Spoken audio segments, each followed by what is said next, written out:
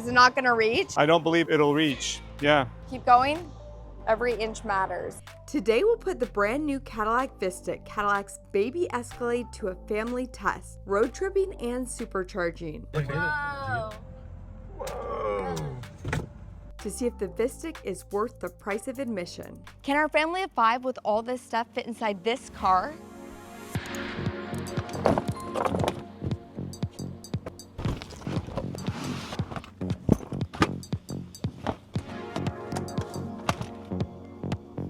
Well, everyone fits. So Cadillac has a nice lineup of electric vehicles right now. We have the Lyriq, Optic, VISTIQ, and the Escalade IQ, and I absolutely love the IQ. It's one of my favorite 3-row electric vehicles out there, but the price tag is really high on it. For what I'm willing to pay for my family of 5 is a little bit too much, but the VISTIQ right here definitely meets the price point that I'm looking for. So I saw it at a press event. My husband wasn't there with me, and I figured, why not try it out for a couple weeks while we're in Seattle, take it on a road trip, and see what our family thinks of it. It has 3 rows, but it does have some of my icks on it. It does not have a front trunk, and it doesn't have NACS natively built into it. So today I'm gonna find out how much those things actually matter. So we've been driving the VISTIQ for about a week here in Seattle, and wherever we go, people come up to it and they really like the design. They love the way it looks outside, inside, but it's really about what's underneath that matters. So PJ, what do you think? I know, well, aesthetically, as you said, it is very attractive, but it's the one area that you had a concern with. And again, we're gonna put it to the test here because here's your charge port, right? The driver's side front, motorized front door there for the charge port. And yes, you have J1772 CCS1. It's a 2026 model. Cadillac has already come out with the adapter, but it looks like now the 2027 model gets that natively built NACS, but we do have that adapter right here. So this is $225. It is that CCS and NACS adapter. So a Tesla supercharger goes in on this side, and this goes straight in into your CCS1 port. You're able to charge at 190 kilowatts. And that was your biggest concern, Kim, was that that is not the fastest. In fact, it's on the slower end of what is available, especially when you factor in the price point. So we're gonna find out if this EV is worth the price with that charging speed, which gives you about 150 miles at a Tesla supercharger in 15 minutes. And the battery pack at 102 kilowatt hours translates to about 303 miles of range. We've charged it to 100%. It shows about 308 miles of range right now. So it stays pretty true to what it's displaying. We're gonna take it up to the mountains. It's 100 miles away. We're gonna go up 3,000 feet. Later today, we'll drive it back down into the city another 100 miles. And that's where we'll try to supercharge it and kind of see the peak charging speeds available. So we are going up to our cabin right now. It's a great test. PJ's gonna be driving it back tonight. He's taking our brother-in-law to the airport. Nice volunteer here, but it's a good excuse to do a range test and be able to test it at all these different chargers. We've been charging it at my mother-in-law's house on her Tesla charger using an adapter, and that's worked out really well. I've got an NACS Tesla charger in hand, and I've got an NACS to CCS adapter in hand. So we'll just go ahead and plug this in. So I've been telling you guys all summer about this awesome EV raffle going on from our nonprofit friends over at Seek Action Fund. And as summer goes on, your odds of winning have actually gotten better. So right now the raffle is more than halfway complete, but way less than half the tickets have been sold. And remember, one ticket gets you not just 1, but 3 chances to win prizes ranging from a Rivian truck, a Lucid sedan, a Porsche EV sports car, a VW ID Buzz, and more. The math is simple. With fewer people buying tickets, your individual chances of winning are that much better, especially with 3 prizes. Tickets are only $200, and they support Seek Action Fund's mission for clean energy and getting more EVs on the road. The winners will be drawn on September 2nd. That means you could be behind the wheel of a stunning new EV this fall. They're way undersold right now, so get your tickets today. Go to www.evraffle.org. That's evraffle.org to get your ticket today. All right, let's get back to the video. So let's go ahead and pack up our stuff because this is the stuff that really matters if you have a family. First off, I love that you push on that Cadillac logo to open it up. We do have a small sub trunk in here that I'm going to be using, and the seats all have power folding. And this is really nice. It gives us a little bit more space today. I like that we can fold them individually, so you can have someone sitting here, put something over here. In terms of cargo space, what we're looking at, we have about 80 cubic feet inside here with the seats all folded down flat. Now, how does that compare to some other electric vehicles in the market? So the Model X has 88 cubic feet. Rivian R1S, you get 100 cubic feet. Lucid Gravity, that has 112 cubic feet. And then the IQ wins at the very top with right around 120 cubic feet. But again, the IQ is about 2 feet longer than this is, and it also has a front trunk. All those vehicles, except for this one, actually have a front trunk. So I'm gonna put our shoes and stuff underneath. Now this is just a weekend road trip, but we did come here for 2 weeks. We had 3 suitcases, all kinds of stuff, car seat, stroller, and we were able to pack that all in. But I'll show you today what I'm doing. And I like that this actually stays up too when you go to prop it up. That's pretty good right here. And we also have a little bit of space over the wheel well.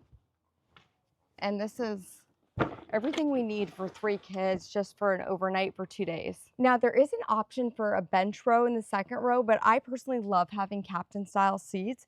Also, it has a little car seat tilt, so it's really easy to access that third row without having to like go around your car seat. You can see I can just go inside here. You can slide it back. And I have so much room for even an adult back here, but my 13-year-old's gonna be going back here, or my 10-year-old, we'll see which one wins that argument. So down here we have a little drawer. It has 2 cup holders in it, and there's a little storage compartment down here. We have 2 USB-Cs, and then you actually have a 110 volt, which is really nice if you want to plug in a laptop or whatever you want. And you can control the climate for all the rows back here and the ambient lighting. So this is really nice if the kids want different temperatures. There's no fighting. So can't put your foot on the brake to close the door, but that's okay. There is a spot though for my bag. So I really love when you have an open console like this because it gives you a little spot to be able to store your purse.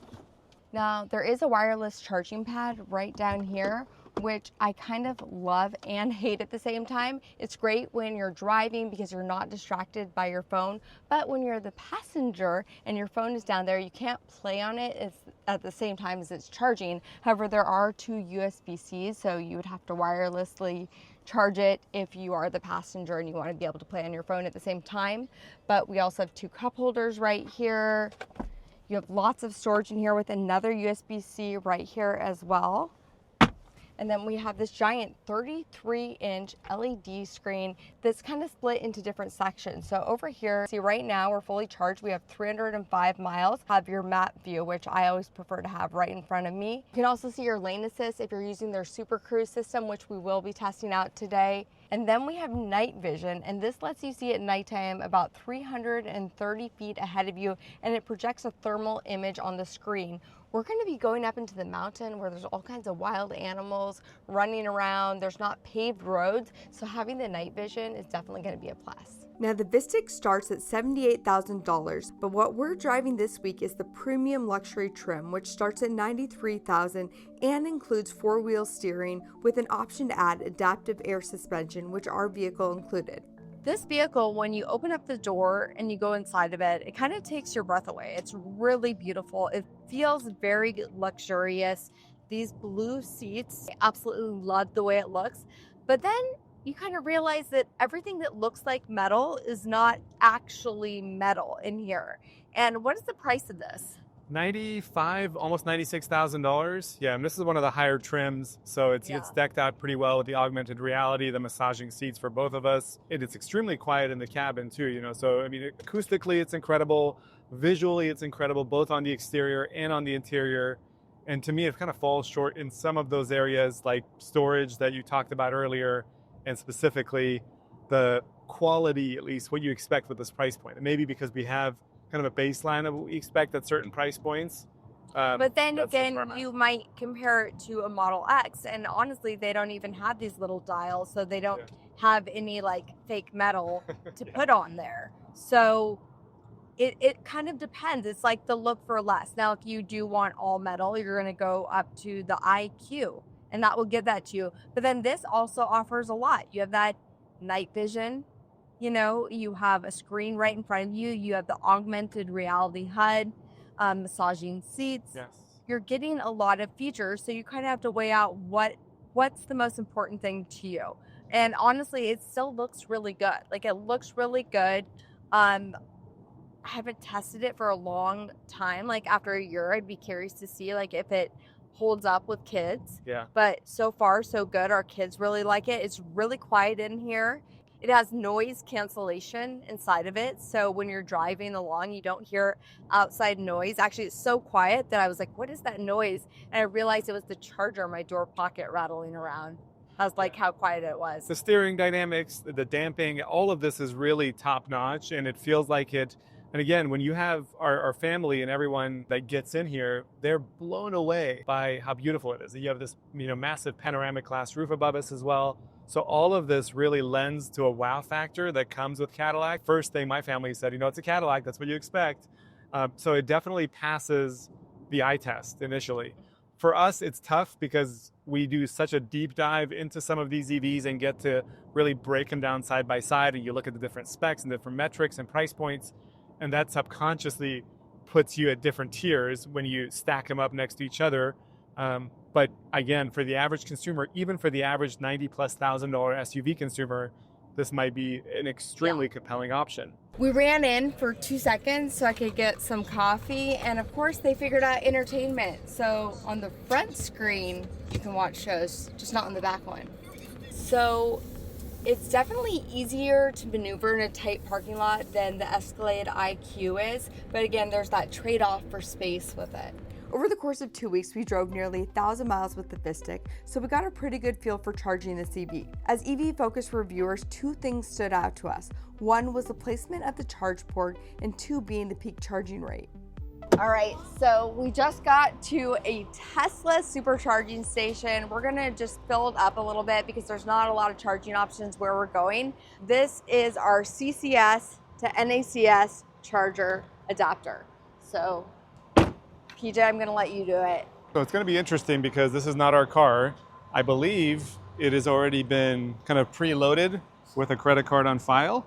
So we'll just take this part off. We'll see if the communication does begin. Again, the issue kind of starts with the placement of this because you can't back it in. You think you're close enough. You can't really reach there either. So this would fit, but for this car to work, you'd have to almost come up even closer. So is it not gonna reach? I don't believe it'll reach. Yeah. Okay, do you wanna go try to get a little closer? Yep. So this is the dilemma a lot of times when you're trying to use a Tesla supercharging station with a non-Tesla vehicle.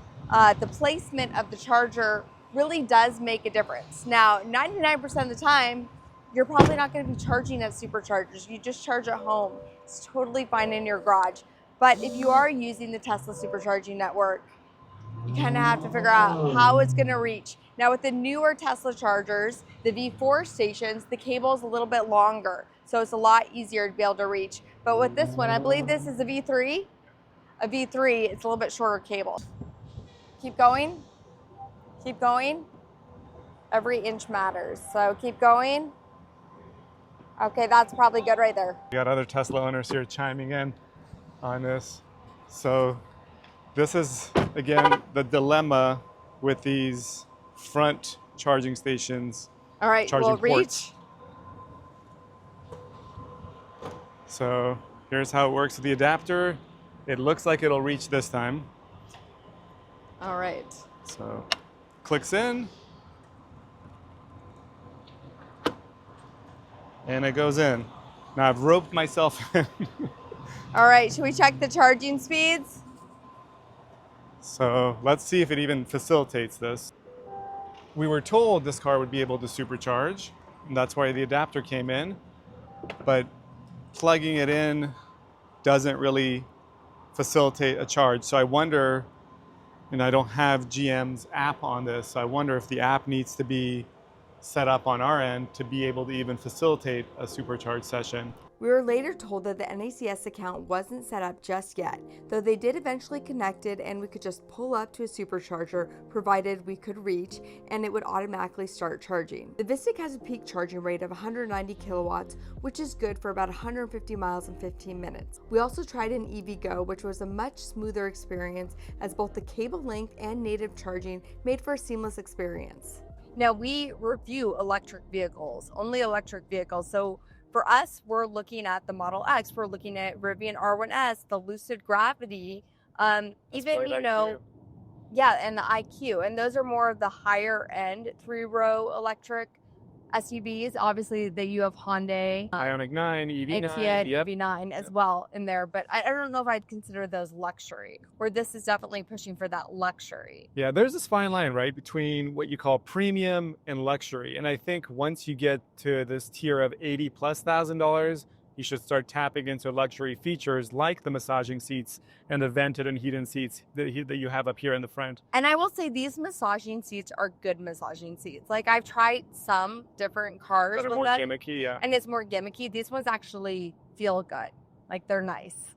Yeah. And the seats are incredibly comfortable too, and plush, and the leather just is like butter. It's so good in so many different ways. There's so much room in here for our family. We could definitely fit another kid in here, our dog. So I love that space. I do wish there was a front trunk. I still wish that.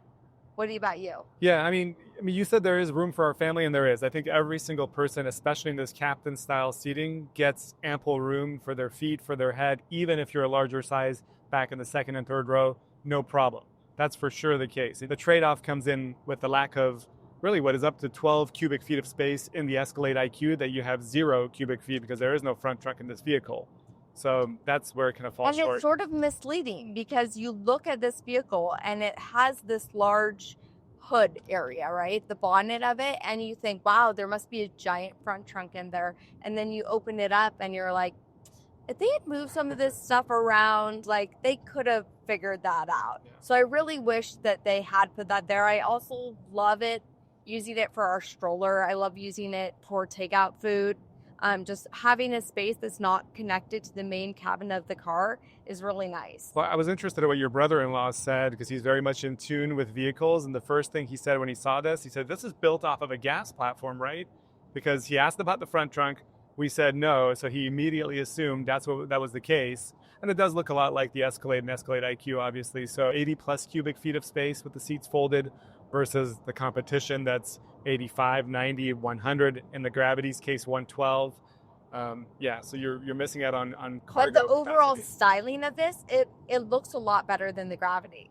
On the outside, the exterior of it, in my opinion, the Gravity definitely gives off minivan vibes, where this is like, I'm not a regular mom, I'm a cool mom. Yeah, you love the Gravity for sure. You put them side by side, I think almost everyone would probably lean towards a VISTIQ aesthetic than a Gravity aesthetic on the exterior. The Gravity checks off so many boxes when it comes to just functionality, utility, and family friendliness. But yes, the trade-off there is the aesthetics, which are subjective. If you don't go on road trips, like who cares? That's the other thing you have to think about, right? Like we review cars, so we get to put all these cars side by side, stack them up on paper, but sometimes that's not the most important thing. It doesn't matter just what's on paper next to each other. Sometimes like you just want a car that looks good and feels good and drives well, and you definitely have that with this. Absolutely, yeah. What do you feel like is the threshold for miles? Like this is rated for 303 miles. Okay. So far it seems to be, getting what it says it's going to get. Yeah. I love that you asked that question because I think when it comes to the average OEM or mainstream automotive maker thinking about EVs, 300 miles is that psychological number they want to get to. For people like ourselves who've only driven EVs for over a decade now, we know that was the case maybe a decade ago. The number should be above 400 miles in my mind, which again, we were disappointed when the Model X got this little refresh and the numbers weren't that much more Well, we impressive. also like to road trip with our family. The average person, if you don't road trip, I think 300 is fine, and you can charge it at home in your garage. This car also has some cool features, like if you have the power share capability, so you can take the That's battery from this car and use it like a generator for your house if you lose electricity. That's a really cool feature that you can do right now with this car that, you know, the Model X and its big update didn't even get. Yeah, a lot of the competition definitely doesn't have it. To me, I think Cadillac had an incredible opportunity and may still be there as well, but they had an incredible opportunity with how the tide has shifted from the Tesla perspective to be able to tap into that audience. But I think if you're coming from a Tesla and you've had a few years of experience, you're accustomed to the 350 plus miles of range on some of these cars. That's where I wish this, at least on the range end, going back to your range question, was above 303 miles. So would that be a deal breaker for you? For me personally, it would. It would. For me personally, it would. I mean, we've driven 80 plus miles and we're already down to 220 But PJ's miles. very practical and he doesn't care about like the brand names of everything, where I like a little bit of the show. Yeah. So I personally do love the styling of this, and like that is a big deal for me. I love to have a beautiful vehicle. I love the way it looks. I love that it's a little bit different. It's not something that I see everyone on the streets driving because it is a new vehicle. I love that it sort of looks like an IQ. Like people think it's an IQ, but it's a little bit less. Like a fully spec'd IQ with all of these different things would probably be around $150,000. Yeah. Or yes, this is pushing $100,000, but it still has like that similar look, that similar feel. And honestly, it's a lot easier to drive because it's not quite as long. Yeah. So PJ, as the passenger, was just trying to add a waypoint into our destination, and he wasn't able to. And I find that really interesting because obviously they want us to utilize the voice controls while we're driving, but the passenger should be allowed to go in there and fiddle with the UI, which they can't right now. But one of the nice things about this being a software-based system is that that could be a future improvement if enough people whine about it, and they could add that into the next software update. So it's daytime right now, but the ambient lighting in here is awesome. Yeah. It's really nice. The grill plate lights up, actually the Cadillac logo up front. When you walk towards it with the key fob, it smiles at you. Yeah. The waterfall LED lights up front, they're like... Cadillac has really gone all in on the lighting of all of its EVs. It's a really standout feature for them. And, you know, even when we plugged this in the other night, at my mom's house using that Tesla adapter throughout the entire charging session, and I believe there is a way to turn it off. I tried to kind of fiddle with the menu, couldn't figure it out, but there is a way to turn it off. But the lights actually animated for those couple of hours the car was charging. Yeah. I will say, here's the thing. No car is perfect, except for maybe some of those Chinese vehicles that we can't get in the U.S. Yeah. But for an American-made car, this definitely hits a lot of like big bullet points for me. It has a lot of cool features. Yes, there are a couple things that, you know, could have more range. It could have a front trunk. It could have NACS built in natively, but we do have that adapter. And if we had the app, we'd be able to charge at Tesla charging stations, which, you know, really helps a lot. It's not the fastest charging, but you know, it depends how often you use that feature for, and you do get a lot of other things. But I think it's a really, really good start and a really good alternative for a lot of people if they're looking for something. Yes, the charging is slow. Yeah. Okay. Again, back to the practical side of me, the charging is slow, and that's a big deal to me. But my use case is going to be road trips, and I feel like families getting this are going to be doing road trips. So having that peace of mind is very important. The placement of the charger, as you kind of saw when we try to supercharge it, not ideal. You got to get out. You got to get help. You got to come all the way up to the very close to the bumper to be able to reach. But that's just at these old Tesla charging stations. You have V4, which has a longer cable. You have the Iona network, which is totally fine to be able to charge this on. And you still have all the, you know, broken Electrify America stations that if they're working, you could charge it on those as well. Yeah. I guess you're right, Kim. See, I'm always right. This is why women tend to make the car choices, which is a true fact. It is true, especially with these kind of cars. With these type of cars.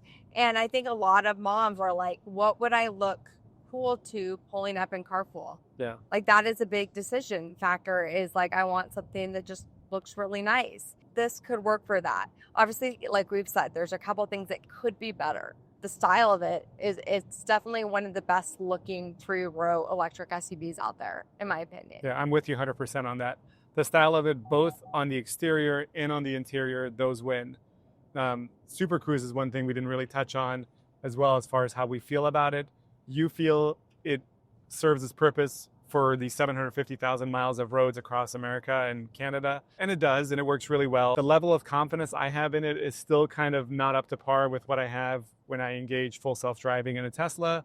And that goes for Lucid too. You know, as fantastic of a drive as Lucid was with the Gravity, the level of confidence I had in its self-driving wasn't there. And I know that a lot of people that are cross-shopping, if they're coming from a Tesla ownership experience, value those things. But I don't think as many moms will care as much because they have their kids in here, they have car seats in here. They're not going to be looking for robotaxi with a luxury 3-row SUV. So just being able to have something hands-free that they can use when they're on that road trip or, you know, on the freeway a little bit distracted is enough for right now. Obviously, again, you have to kind of take yourself out of the place of where we're at, where we're, you know, thinking about robotaxi in the future and all this stuff, and just think about like real people and what those use cases are. And I think the average person likes this. There's a lot of people I know that have, you know, Model X or, you know, Rivian, and they don't even use the hands-free. They don't use full self-driving. It's something that they're like, I have it, but I never use it. Your mom, does she use it? She's never used it. And she pays for it. She's had a Tesla since 2012, and she has never been to a supercharging station with it.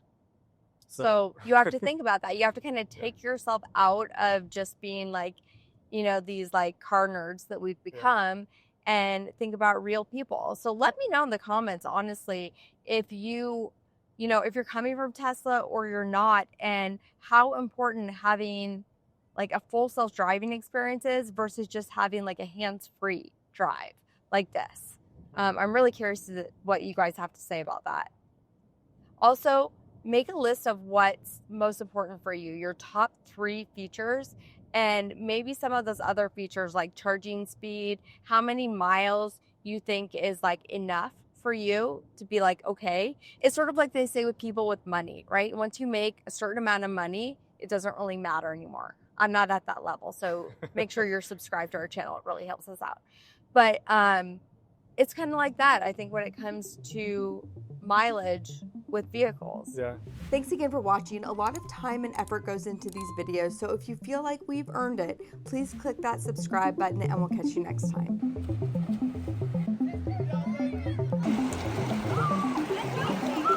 I was not planning on getting in today, hence the clothing, but it felt good.